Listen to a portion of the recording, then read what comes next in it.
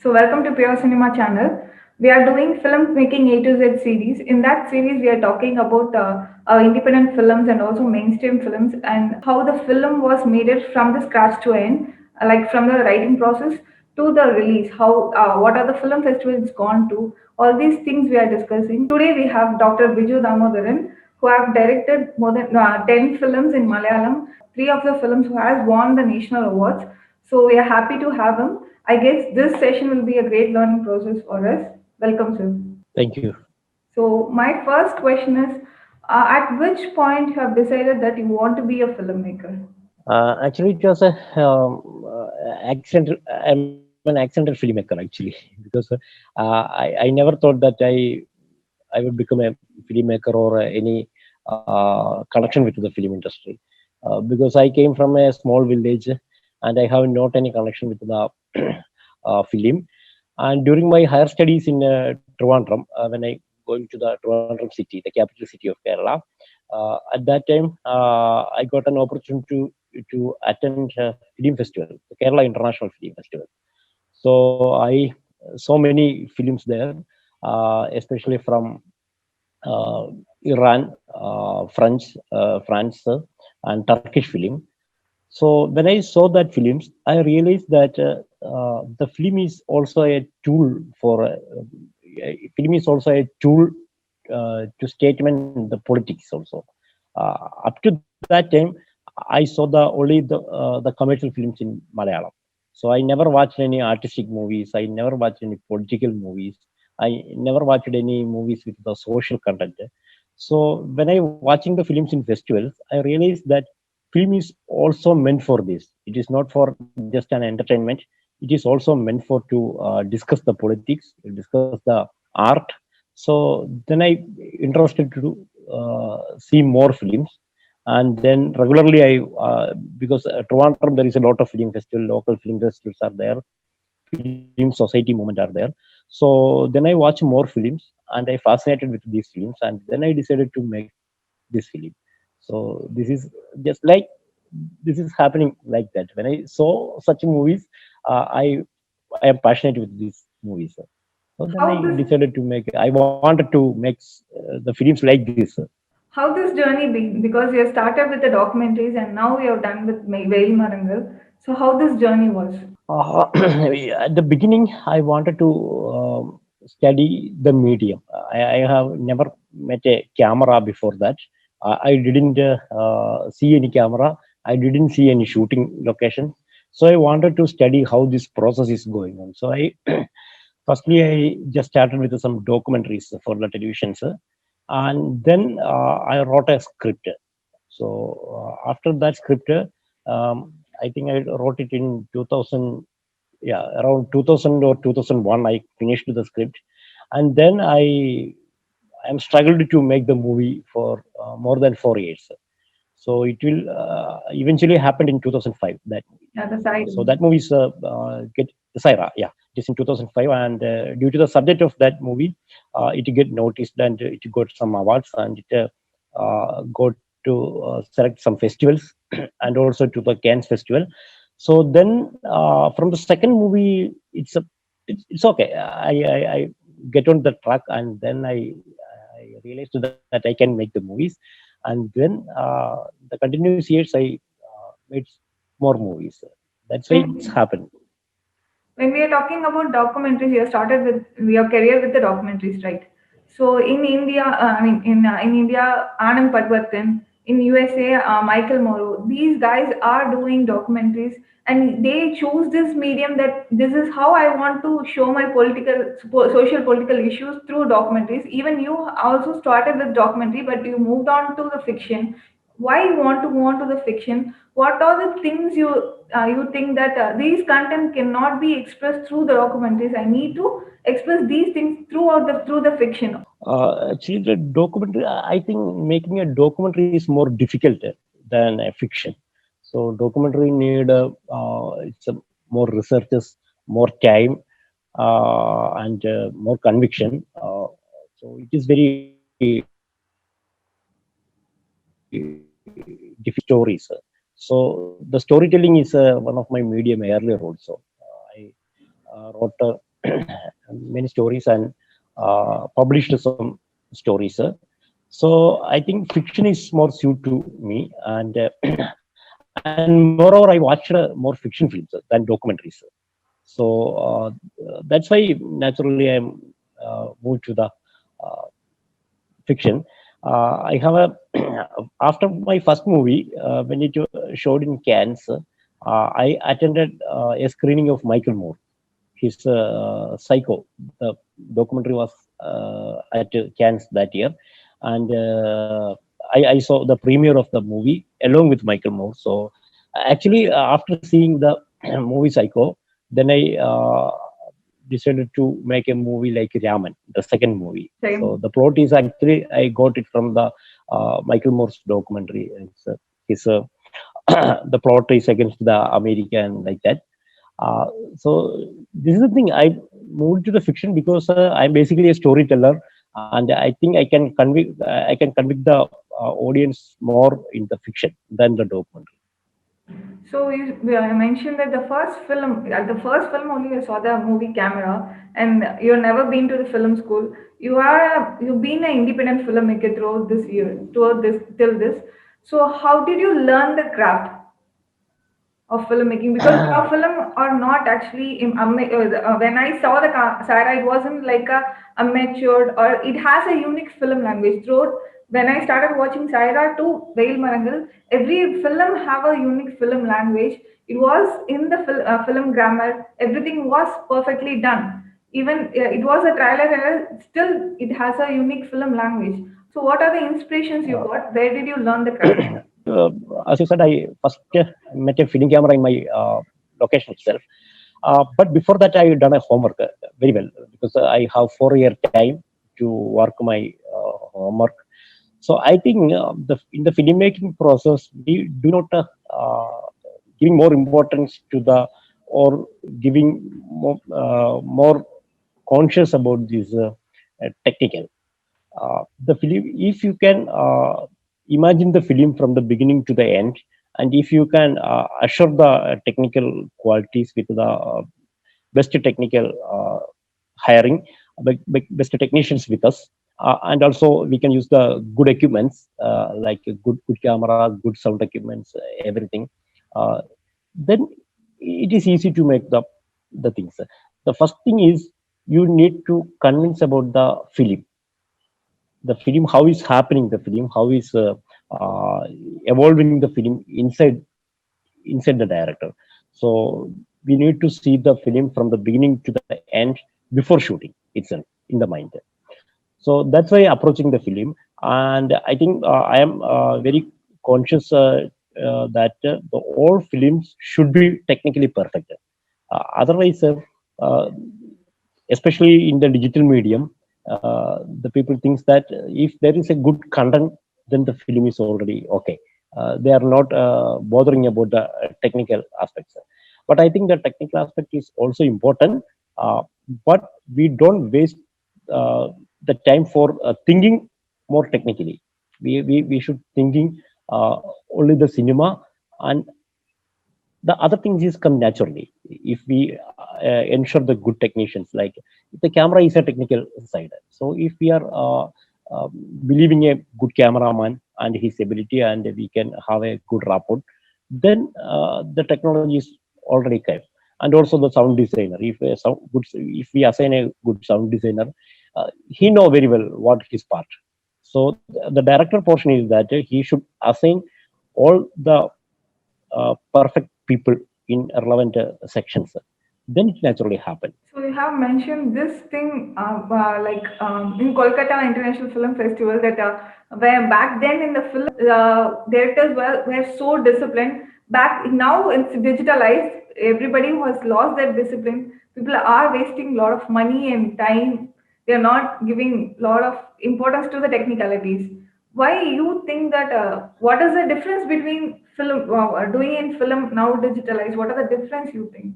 I am fortunate to done 4 movies in films. The first 4 movies are in films. So I know the what is the difference between the film medium and the digital medium. When we're using the film, we have a concrete idea We have a concrete plan. We have a disciplined shooting model because the film is so expensive. We can't waste the more rolls. So when we are planning a film, we will chart the fixed days like 25 days or 20 days or 30 days. So we are bound to finish the movie within the time limit. So we will schedule everything. We will plan everything. What scene should uh, doing in tomorrow or what shot doing tomorrow. Everything is crystal clear to the whole crew. There is a discipline is there because the major thing is that we are planning a 60 cans film, 60 rolls film.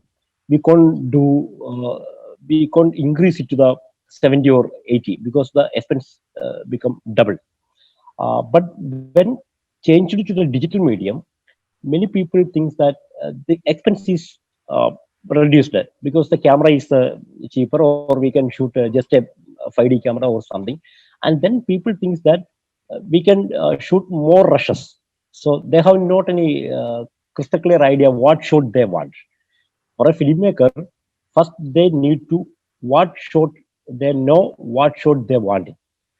Now the people doing that for one shot, we can take one shot and we can take another angle, we can take another angle, and then they're doing whatever they can shoot, they will doing it. So the final rush may be for a 2 hour, maybe 2 hour film. The final rush may be about 8 hour or 9 hour. So this is the basic things happen. But in film, we have know what should we can do and what shot we need. So we are crystal clear. We are crystal clear about the shooting days. We are crystal clear about our crew.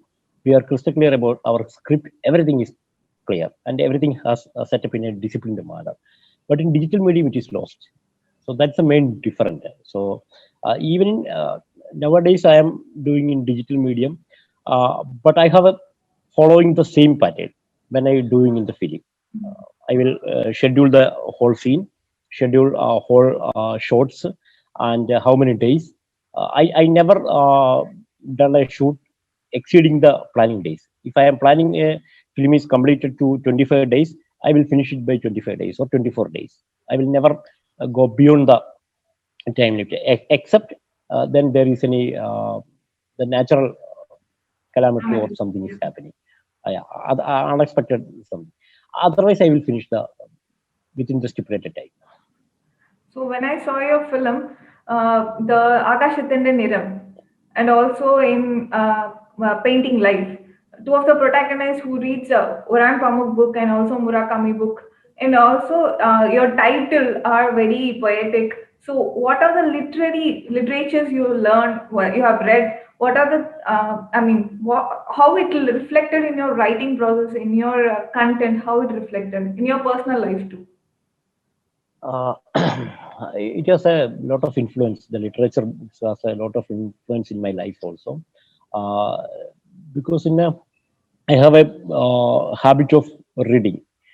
Reading means in the school time itself, I read a lot. I have a membership in even now I have membership in more than 4 libraries. The foreign books which is translated. So I have a vast reading like all the masters, Dostoevsky, all the masters, and so the we can't say that a particular writer is influenced or a single writer, but every book we reading influenced in a small level or larger level, depending on the book. But the reading is a perfect thing to elaborate our thinking process. So we can know the different culture, we can know the different societies everywhere in the world, not only in Kerala. So everywhere in the world we can so I always try to read the books from different languages and from different countries, so that we can understand the culture of each country, politics of each states. So it's a I read in Malayalam, the translated books, not in the original language, but I prefer these translated books to read, the literature books, the novels, especially. Why are you so connected with Oran Pamuk and Murakami? Because in your two films, Akash Neram and also Way Home, you have mentioned the Oran Pamuk book, the My Name is Red, and also in another book. Why you're connected with these Yeah. two writers? Right, right. Almost Orhan Pamuk books, almost all the books I read, and Murakami, some few books are I read, because the both of them are the philosophical writers. So their books, their plot is very related with the philosophy, the relation with the man, the nature, the mankind relation is very important. So that's why I choose these two books, because these two films are about the relationship between the people, especially the strange people. So they when they met two people, extremely they are strange, but after meeting, they have a connection. But it is not a physical connection. It is like a mental connection. It is like they are discussing with the literatures. They are discussing with the cinemas. So this type of plot are very common in these both writers. So that's why I choose these books in these two cinemas. So you have mentioned that you have liked that connection between the nature, how these two writers implement in their stories. You also connected with the nature and also with silence. Why you want to keep predominant silence in your films? Because silence make a lot of things to know. Because when I see Sarah has a lot of dialogues. But now when I see Bail Maran, it's totally different. You have conveyed so many things in through music and silence. So how you see the Yeah. transition? When I'm doing Saira, I have I have some ideas like that. Film is like dialogue oriented. Film is conveyed through dialogues. So it was my beginning. So I used many dialogues there. But I think if I'm doing Saira now, I will reduce the dialogues. So after this Saira, then I see that the film is not actually like communicate through the dialogues. So if we are communicate through dialogues, then cinema, then no need of cinema. We can have the radio dramas like that. So because we can close our eyes and hear the dialogues, then we can understand the cinema. But that is not cinema. When I think that cinema is to first priority is to see the film, not to hear the things. So the visual is very important. Then I from the Vitrekula Vadi, the way home, I reduced the dialogues, and then concentrated more to the visuals, that I get from many master filmmakers like Kingi Dukke, uh, Ceylan. Their movies, lot of their movies influenced me, because when I saw their movies, they are using the film as whole a visual language, not a dialogue-oriented movie. So that changed a lot. That type of movies influenced me a lot. Then I worked for my film, that I reduced the dialogues, giving more silence to feel audience, because silence is an important part of the film. When we are seeing a lot of loud films. Uh, Usually, the loud films are produced. A lot of loud films. We are seeing a lot of loud films. But when a viewer can able to think what he's watching, so the silence is most important. The visual is most important, uh, not the dialogue. So now my making style is reduce the dialogues as maximum. So you can see the movie, not you can hear the movie. So that's important. So you have mentioned Kim Ki Duck. You have mentioned before so he is your favorite director.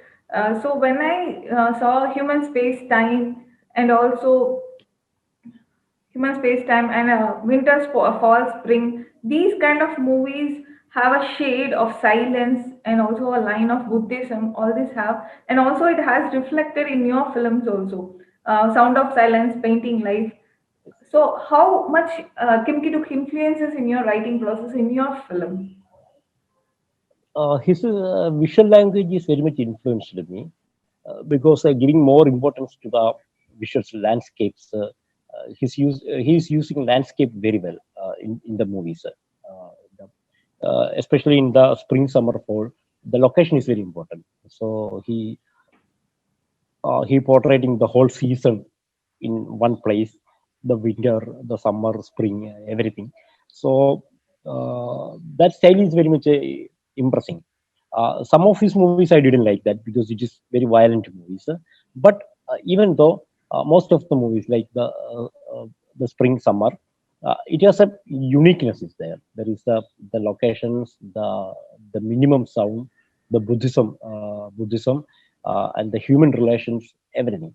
So this type of movies influenced me very lot. When I my writing process, when I thinking of a movie, then I thought that first I decided that yeah, this movie should be a not so much dialogue oriented. It should be a connected with nature, or it is like that. So these movies are helping me a lot to improve my writing process and improve my filmmaking process. So when you're talking about Kim Ki-duk, you have mentioned that you don't like some of his films, which is violent and odd. In some of film festivals, also people has mentioned that we are not able to see that visual, which was very odd and weird.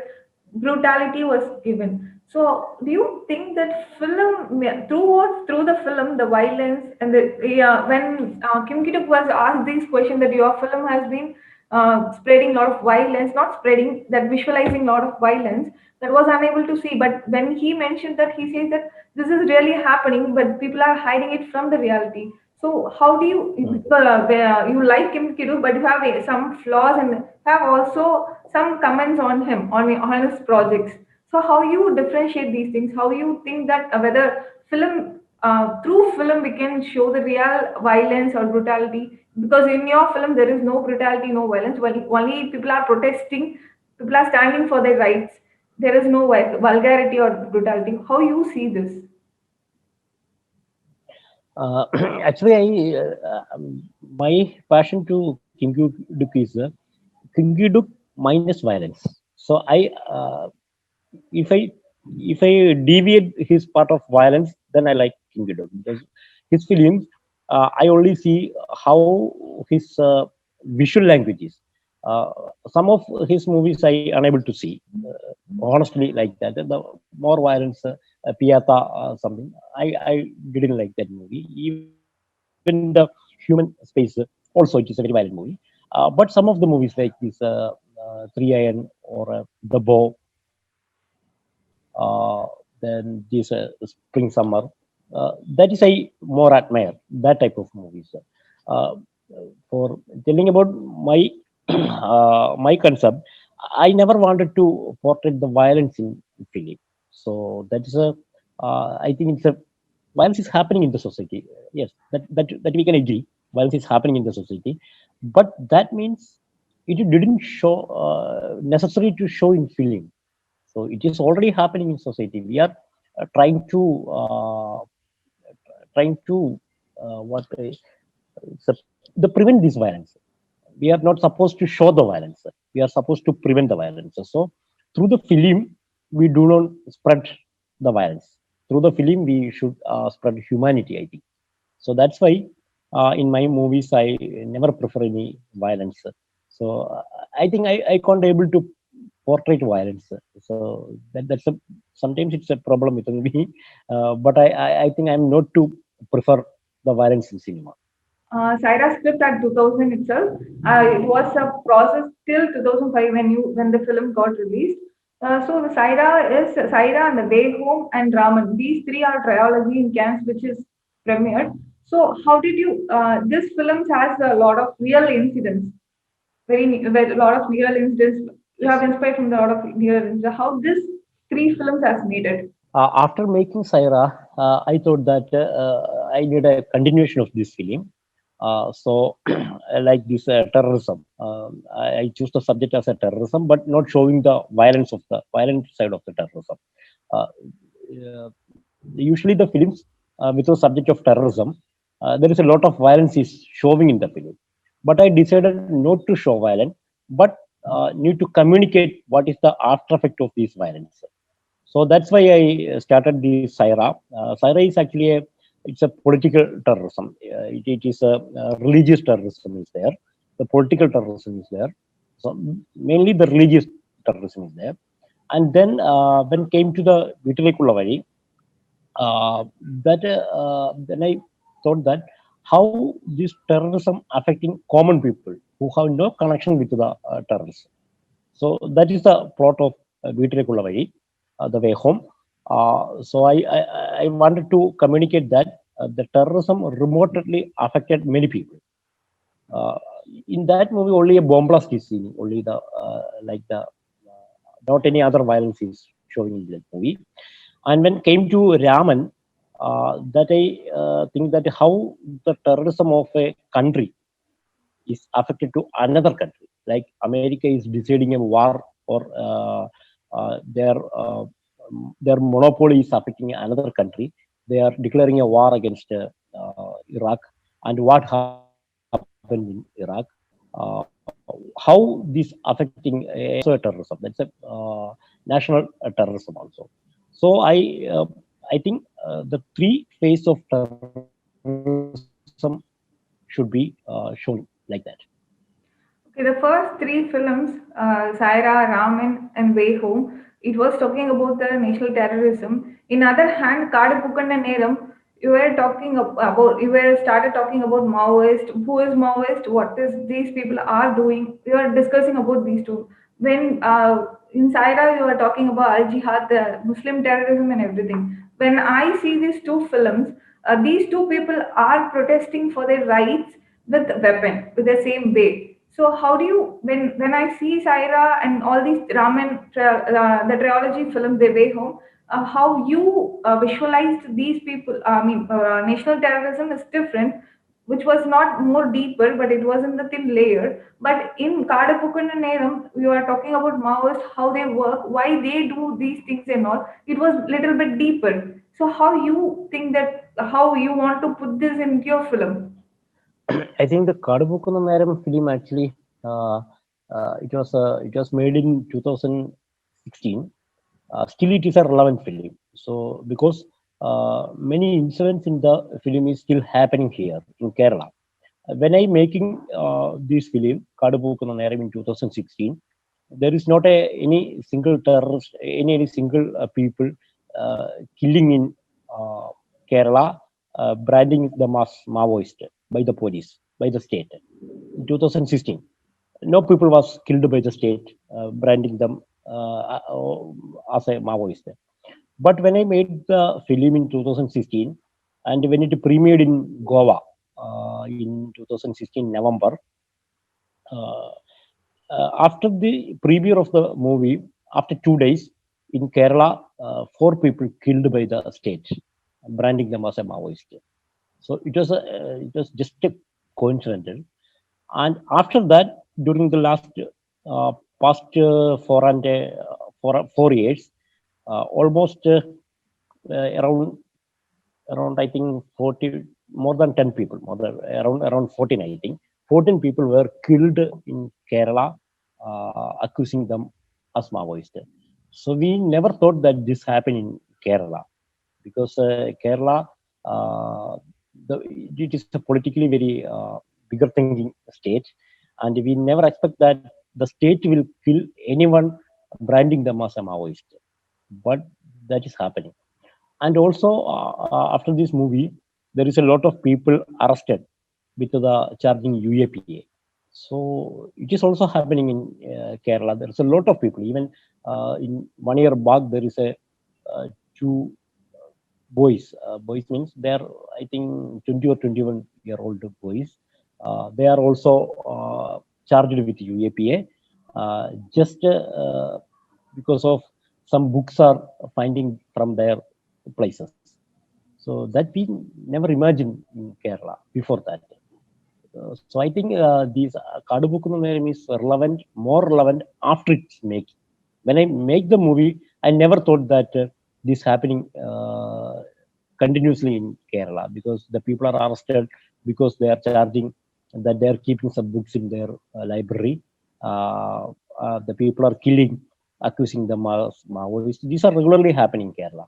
So I think this should be a more relevant film when we put a post in Facebook against the state or against the police, then you should be arrested by the police, accusing that you are a terrorist. So this is a strange situation, and I think Kadubukam Naram is more relevant film, more politically relevant film in the situation in not in Kerala, in India also. So, talking about Saira, Vehum, and the Raman, you're talking about national terrorism in that films. So, how difficult it was to portray those things, because it was not, when you talk about Al Jihad, everything was controversial, and you need to do a deep research, and you need to have a certain political stand for to talk about those things. So, how you manage to handle those things? That's actually a very difficult thing because uh, when we portraying issues like the terrorism, it was always a chance to become controversy because we can't put our stand as a filmmaker in one side. So I decided I should stand in the humanity side, not to the political parties or not to these terrorist organization. I take a middle path.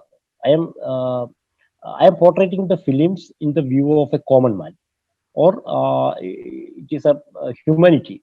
So even though we are discussing uh, the subject is a terrorist subject, but I focus more on this. What is the humanity can do rather than this terrorism? What is the after effect of this terrorism? What is the uh, damages of this terrorism doing to the common people? That is my focus.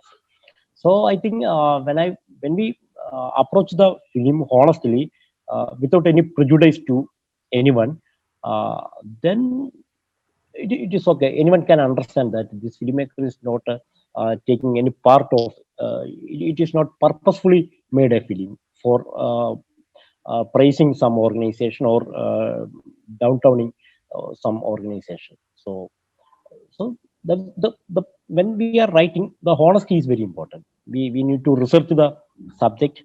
We need to study the subject. We need to study or research the whole things. When I making Saira, I do many research about these terrorist organizations. What are the organization? How their working system? In which places they are actively present. So this type of information collection is very important for writing this films. That is an important part. It will take a long time to collect the data, to reading all these issues. That will take a long time. Which is the real incident we were featuring in Saira, which was the real hit you got from the news? Because all these things which has really happened, you have inspired from this, and even the characters called Nazir Altaf, which is leading the news channel called Indian TV, and also the Nedumudi Venu was the father of the Saira, was a Ustad Ali, he is the tabla player. All this symbolize or portray some other people. It has things. So, who are the real characters? What are the real Uh, inspired? Inspired? uh, there is a real character is that not the whole character, but a spark of the characters came from Saira itself. That is in Kerala. There is a journalist. Then she is interviewing a